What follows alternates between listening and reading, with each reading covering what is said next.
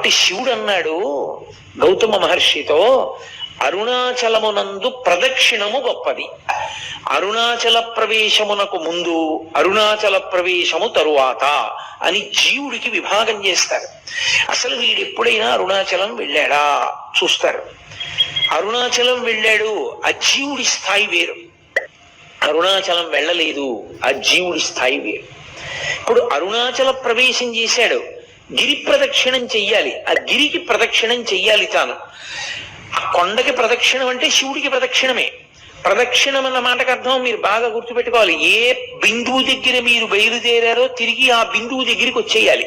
కుడి చేతి వైపుకి మీకు కొండ ఉండాలి, ఉండేటట్టుగా తిరిగి రావాలి. అలా తిరిగి వస్తే దానికి ప్రదక్షిణం అని పేరు. ఆయన అన్నాడు, కలియుగంలో ఈ అరుణాచల పర్వతం చుట్టూ ఎవరు ప్రదక్షిణం చేస్తారో వాళ్ళందరికీ కూడా 100 అశ్వమేధములు 100 వాజపేయములు చేసిన ఫలితం వేస్తారు.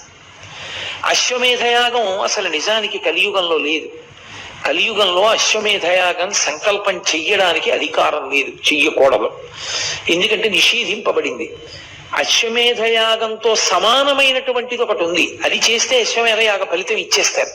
వాడు అశ్వమేధయాగం చేశాడు అని ఫలితం ఇస్తారు. ఏదది? అనాథ ప్రేత సంస్కారం.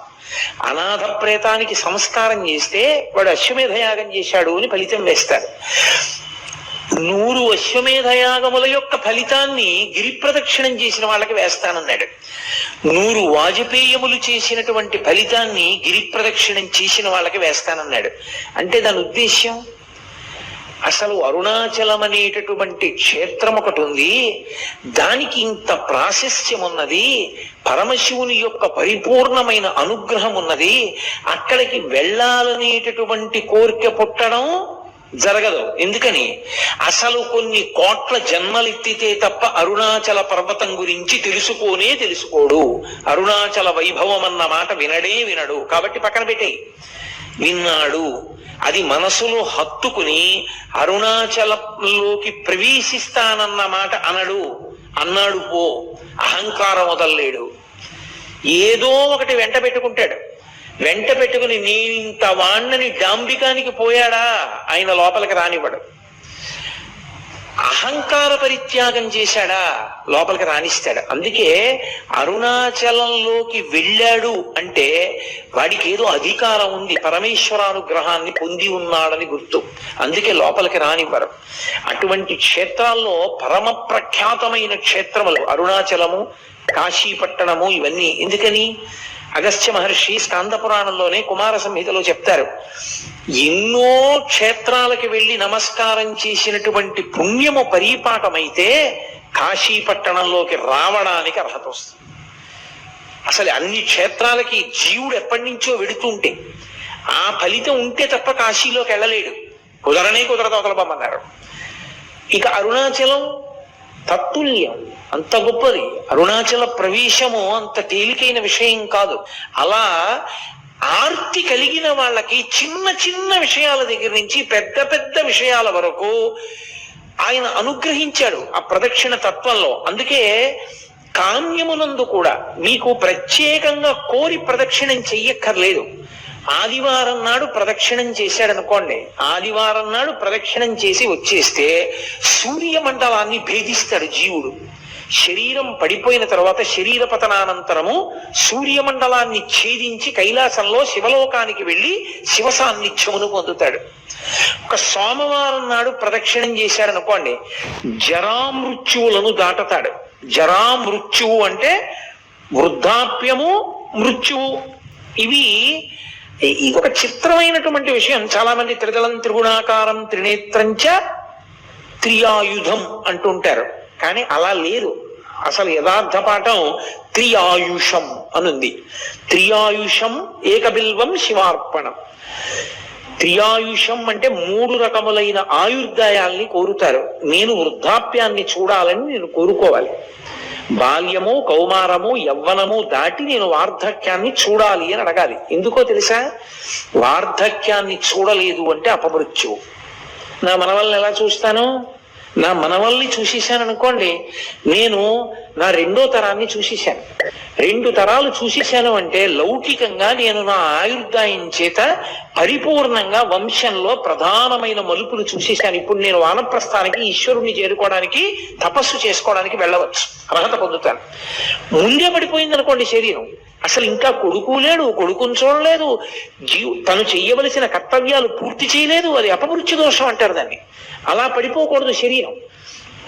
కాబట్టి అపమృత్యు దోషం పోవాలి అంటే జరా అంటే వృద్ధాప్యమునందు చింతతో అమ్మో ఇది పడిపోతుందేమో, అమ్మో ఇది పడిపోతుందేమో, అమ్మో ఇది పడిపోతుందేమో అని బెంగతో కాకుండా అమ్మో ఇది పడిపోకముందే చేసేయాలనేటటువంటి తాపత్రంతో చెయ్యగలిగినటువంటి స్థితిని పొంది తదనంతరము ఇక మళ్ళీ ఇంకొకసారి చావవలసిన అవసరం ఉండదు. అది ఆఖరి చావు. అంటే ఇంకోసారి పుట్టడానికి గుర్తు. పుడితే కదా చావడం.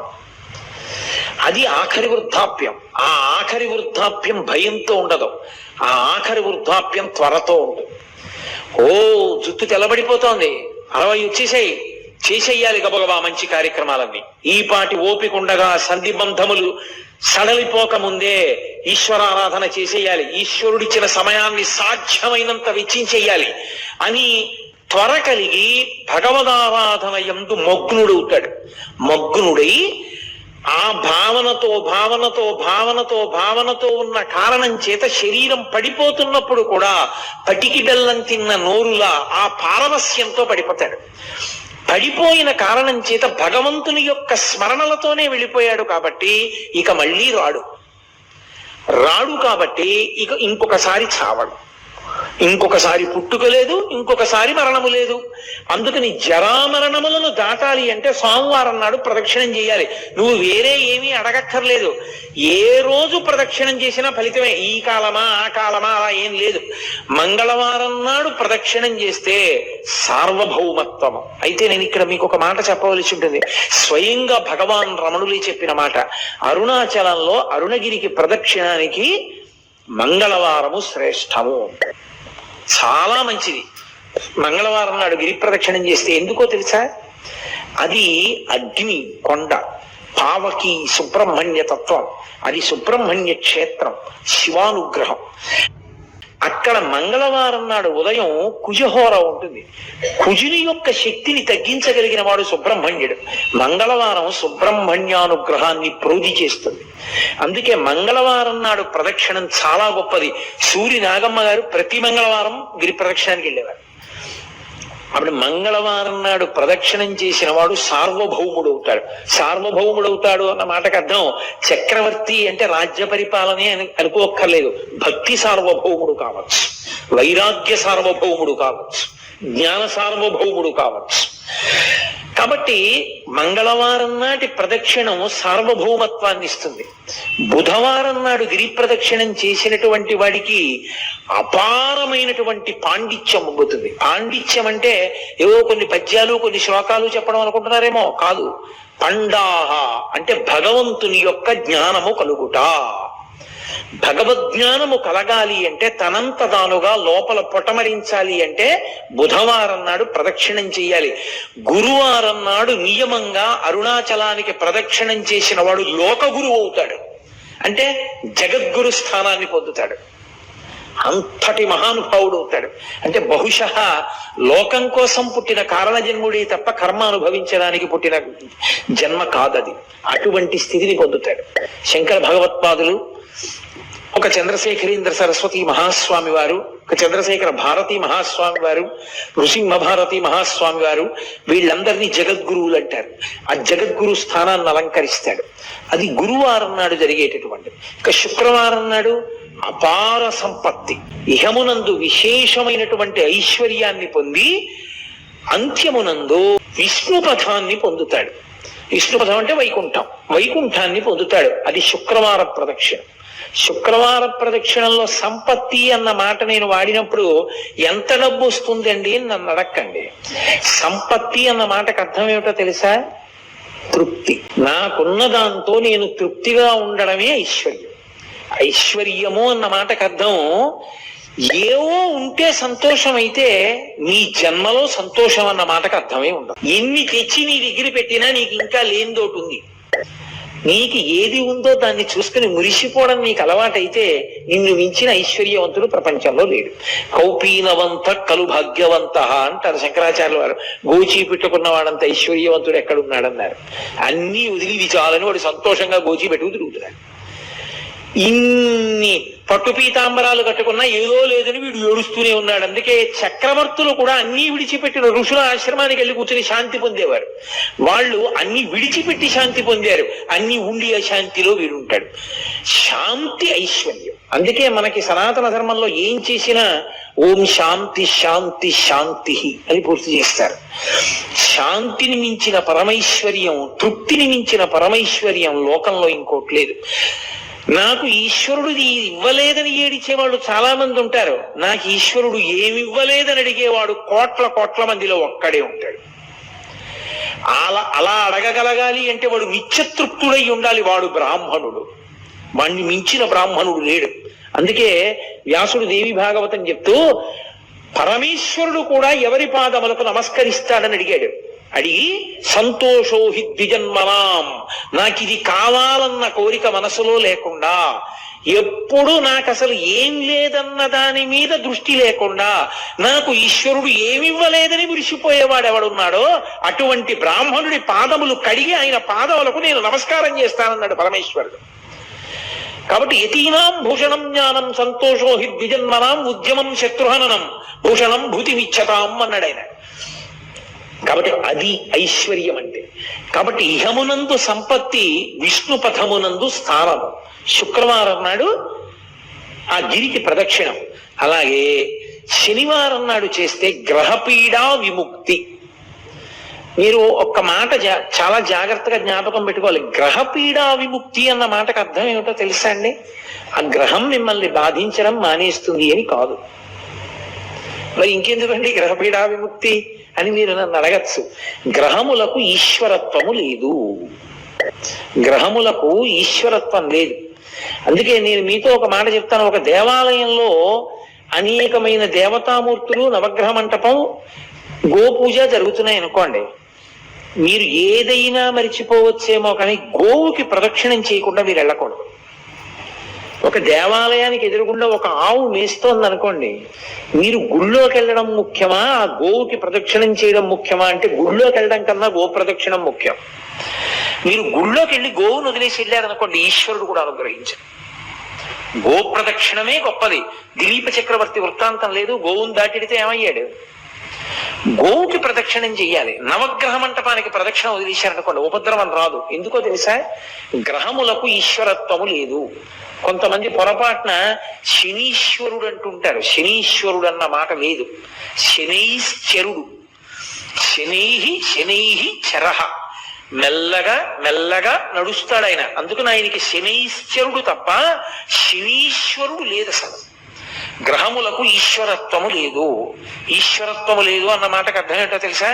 ఆయన గుమాస్తాయే కానీ అధికారి కాడు.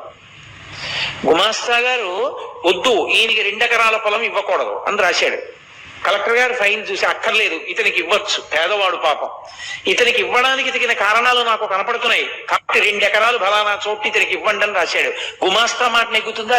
గ్రహబాధ విముక్తి అన్న మాటకు అర్థం ఏమిటో తెలుసా? గ్రహముల యొక్క పీడ కింది స్థాయికి వెళ్ళిపోతుంది. ఈశ్వరుడు పిలిచి అంటాడు, వాడిని నువ్వు బాధ పెట్టడానికి వీలు లేదు. ఇప్పుడు పాము కరవాలి వాడిని చీమ కరుస్తుంది.